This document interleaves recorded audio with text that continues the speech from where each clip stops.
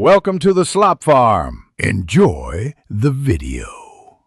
You start by confirming prerequisites, your customer ID, debit card details, and the mobile number already linked to HDFC. Once done, open HDFC Net Banking on a secure browser and log in with your customer ID and IPIN. You will often face an OTP step. Provide the OTP received on your registered number to proceed.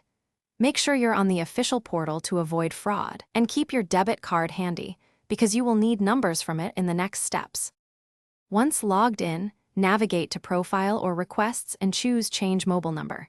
You'll enter the new mobile number. The system may send OTPs to both your old and new numbers to validate ownership. At this stage, you might need to authenticate with debit card last 6 digits or specific transaction details. Enter them accurately. After you submit, the bank processes the request. This step prevents unauthorized number changes, so take your time to ensure every digit and OTP is correct before moving on.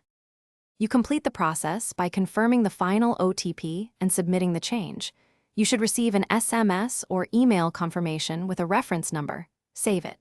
If an OTP fails, try again after 2 to 3 minutes, verify network reception, and request a resend up to 2 times.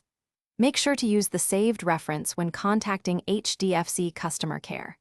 If the update doesn't reflect within 24 to 48 hours, call support and provide the reference for escalation to. Thanks for watching. Consider subscribing if we helped you today.